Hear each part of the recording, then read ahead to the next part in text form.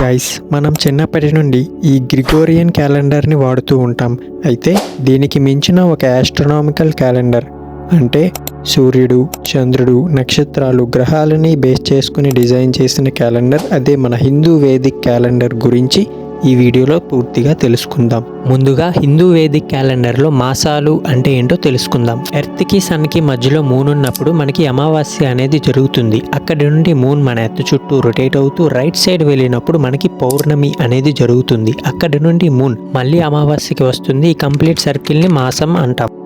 And అమావాస్య నుండి పౌర్ణమికి వెళ్ళడానికి 14.75 డేస్, అలానే పౌర్ణమి నుండి అమావాస్యకి రావడానికి 14.75 డేస్ అవుతాయి. అమావాస్య నుండి పౌర్ణమికి వెళ్ళే రోజులు అంటే మూన్ బ్రైట్నెస్ పెరుగుతూ వెళ్ళే రోజుల్ని మనం శుక్లపక్షం అని పిలుస్తాం. అలానే పౌర్ణమి నుండి అమావాస్యకి వచ్చే రోజులు అంటే మూన్ బ్రైట్నెస్ తగ్గుతూ వచ్చే టైంని కృష్ణపక్షం అని అంటాం. అయితే ఈ 14 డేస్ ఏవైతే ఉన్నాయో వాటికి 14 నేమ్స్ అనేవి ఉన్నాయి. అవి ప్రతిపాద, ద్వితీయ, తృతీయ, చతుర్థి, పంచమి, షష్ఠి, సప్తమి, అష్టమి, నవమి, దశమి, ఏకాదశి, ద్వాదశి, త్రయోదశి, చతుర్దశి. అండ్ ఈచ్ పార్ట్లో కూడా సేమ్ నేమ్స్ అనేవి ఉంటాయి. సో ఎవ్రీ అమావాస్య నుండి ఒక కొత్త మాసం అనేది మొదలై నెక్స్ట్ అమావాస్యతో ఆ మాసం అనేది పూర్తవుతుంది.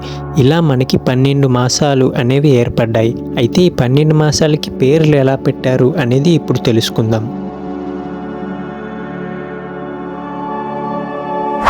దీనికోసం మనం నక్షత్రాస్ అంటే ఏంటో తెలుసుకోవాలి. నక్షత్రాస్ అంటే ఏంటంటే మన స్కైలో కనిపించే స్టార్స్ని ఒక షేప్లో రిప్రజెంటేషన్ చేసుకుంటే దాన్ని కాన్స్టిలేషన్ అంటారు. ఇలా మన ఎర్త్ చుట్టూరుగా ఉన్న స్టార్స్ని 27 కాన్స్టిలేషన్స్ అంటే 27 షేప్స్గా రిప్రజెంటేషన్ చేసుకున్నారు. వాటినే మనం తెలుగులో 27 నక్షత్రాస్ అంటాం. ఈ 27 నక్షత్రాస్ మన ఎర్త్ చుట్టూరుగా ఉంటాయి. అలానే మన మూన్ అమావాస్య నుండి నెక్స్ట్ అమావాస్యకి ఒక మాసం అంటాం.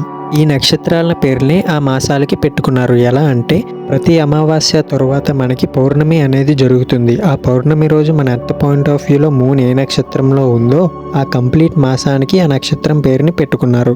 ఫర్ ఎగ్జాంపుల్, జ్యేష్ఠ నక్షత్రంలో పౌర్ణమి జరిగినప్పుడు జ్యేష్ఠ మాసం, అలానే దాని తర్వాత ఆషాఢ నక్షత్రంలో పౌర్ణమి జరిగినప్పుడు ఆషాఢ మాసం, అలానే శ్రావణ నక్షత్రంలో పౌర్ణమి జరిగినప్పుడు శ్రావణ మాసం, అలానే భాద్రపద నక్షత్రంలో పౌర్ణమి జరిగినప్పుడు భాద్రపద మాసం.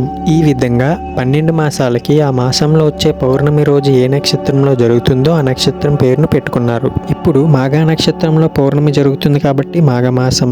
అలానే నెక్స్ట్ వచ్చేది పాల్గొన నక్షత్రంలో పౌర్ణమి జరుగుతుంది కాబట్టి ఫాల్గుణ మాసం. సో ఇలా 12 మాసాలకి 12 నక్షత్రాల పేర్లు పెట్టుకున్నారు. అవి మీరు ఇక్కడ చూడొచ్చు, 12 మాసాల పేర్లు.